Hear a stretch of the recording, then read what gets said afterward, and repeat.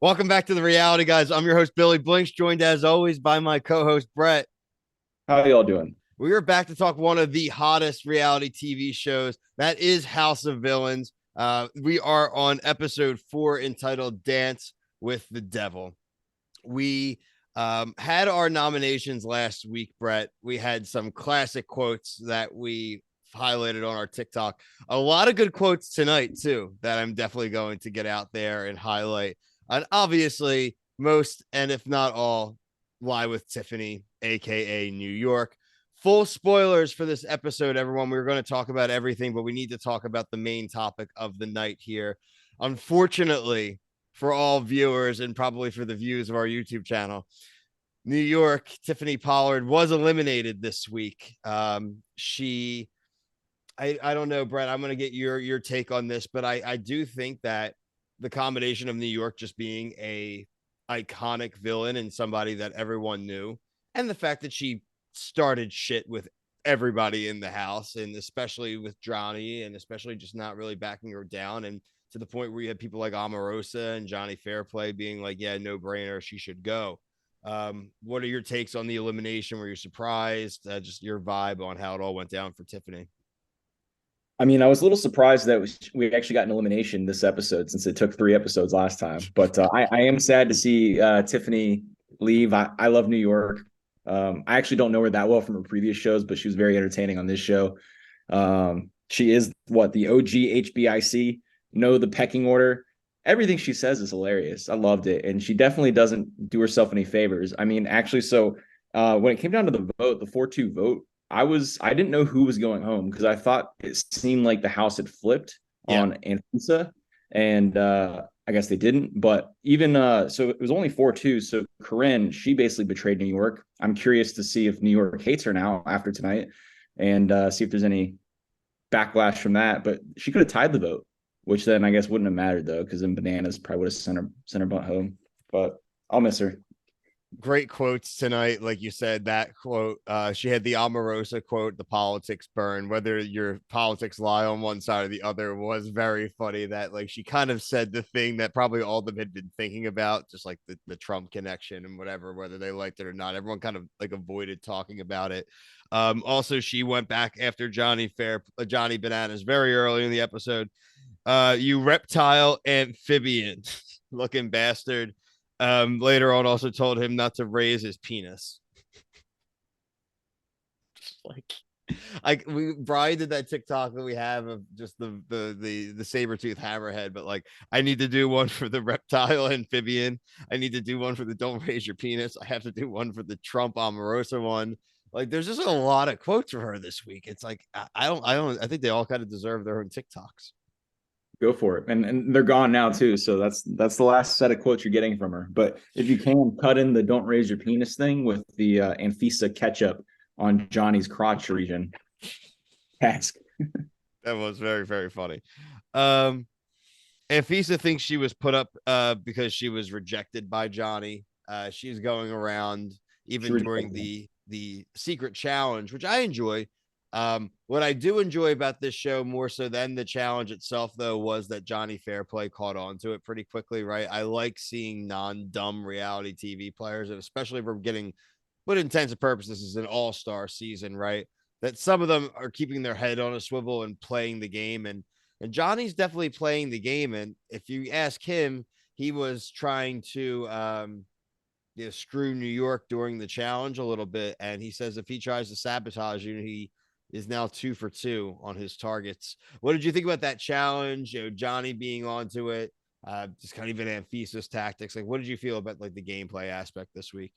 I mean, I enjoyed this challenge. I mean, it's like the hidden camera do what I liked it. So it was fun, right? So they ran around the ketchup, throw people in the pool, among other things. I think it was probably obvious to an extent when people were being weird as hell like that on some of those things. And I'm glad Fairplay actually did not only caught on to it, but then used that to his advantage. And I guess at that point, he was like literally trying to stop people from helping New York and sabotaging her. So, and I do like also Fairplay's his nods to himself being an amazing player, as well as he mentions that Survivor is the greatest Yep. show of all time. And I agree with him. I just love that the self promotion every week. He reminds, like, reminding the cameramen and the producers who he is, and obviously the audience. But I would love to know what they were like. Yeah, we know, Johnny. Like, we know, bro. We recruited you to be on this show. Um, speaking of Johnny, I do quickly want to talk about Bananas. You had called this last week. Johnny wrote the note. Right. Well, the way he described it too, I was like, oh yeah, that actually sounds that sounds like something he said before, where he has a girlfriend or like a female of his back home pre-write a bunch of notes and then he plants them as he chooses. So that I think that's exactly what he did last time. He didn't even have someone in the house write it. He just brought these in, and I want to know what the other notes say. Well, Release yeah. Well, the I other hope notes. he's got to like he's got to keep parsing them out, because I felt like it was a little anticlimactic, because like they didn't really address it after that. But I am hoping that, like you said, since there's supposed to be like multiple notes, that it will come back into play in later weeks. And obviously, just want to see the house be super confused by it. Mm-hmm.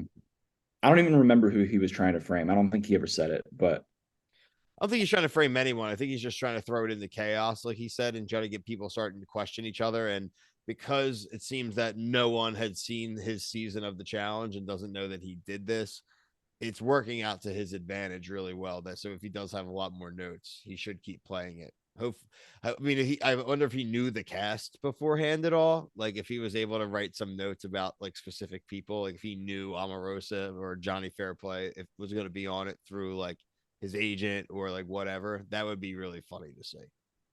I hope we see something like that because the first note was just him talking shit on himself, saying like, "Oh, bananas! I know your gameplay. I know what you're doing." It's crazy. Um, as far as that challenge, Bobby won. Bobby's great. Bobby continues to be one of the best, top tier characters on the show. From the game on banana stuff multiple times, the walk offs, telling everyone he hates them all and not to talk to him the night before he has to then do a challenge to get people to do things for him. Like, he's just great. Like, it is an act, but like that's according to Brian. I'm not caught up on Love and Hip Hop Miami and like away on the backlog of things, but like according to Brian, like this is just like who he is. So I like that he's just being entertaining, frankly. Right. Yeah. I mean, besides the character he brings and that energy, I do appreciate the fact that it looks like he might be the house cook because I mean he made that Yeah. lasagna and then we see him like out there grilling. So respect to him for that, for knowing his way around a grill and providing food for people. Really, the last thing really to mention, they do the bowling alley, which was kind of funny. It's kind of Tanisha's place though in the house and in the alliances. She argues with Omarosa. It also seems that she wasn't really vibing with New York, which obviously doesn't really matter as much now. But Brian, especially, I know was as a Tanisha fan and thought like she's someone that maybe be able to like lie under kind of the drama and the politics. But it seems that her loyalty is publicly questioned now, and it seems that her game and frankly everybody's game is going to be difficult outside of it. Seems like Omarosa and Fairplay have like a really solid pairing there. That besides that, I don't see any other strong pairings in the house. Bananas and Corinne, maybe. I don't know. I mean, Corinne just lost her best friend, so I don't know why she did that, but Well, and they're going to question her loyalty. yeah. Well, Shake he backstabbed Anfisa. Maybe he'll try to lie about that. Who knows? It'll be interesting to He see. looks like he's the target in the trailer for next week. Oh yeah, In the yeah. trailer, he's getting yelled at a lot. He's yelling back, and he was kind of a lot of people's targets, I think, week one, even, right? So it's not surprising to see him maybe come right back up to the top. He's an easy vote out, in my opinion. Right. I mean, I wouldn't. I think all the women, if they get power, should target the men. That just seems like an obvious choice. They should band together and take the men out in a game like this. And then, like what you were just saying a minute ago about Tanisha, I think in one of the comments on like our last video, I was like, I don't know, she seems like really likable and funny. Like she could win this thing. But now if she's getting targeted, like I think Omarosa, yeah, called her out.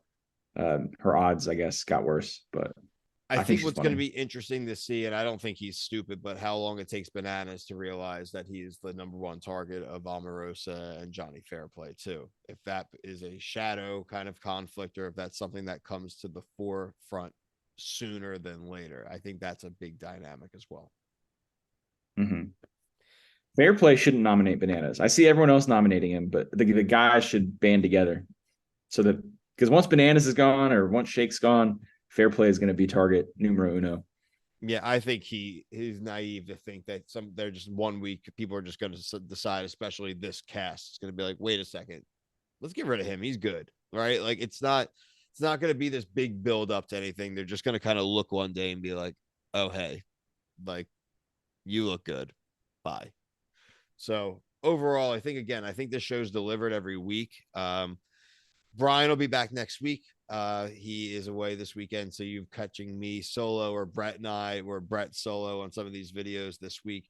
We've covered everything from The Amazing Race, Survivor. We have Big Brother. We have F Boy Island, Winter House, and Southern Charm, The Golden Bachelor, Bachelor in Paradise, and Love Island Games. Episode 1 we did yesterday, and there will be a video probably right after this one, Love Island Games episode 2 review.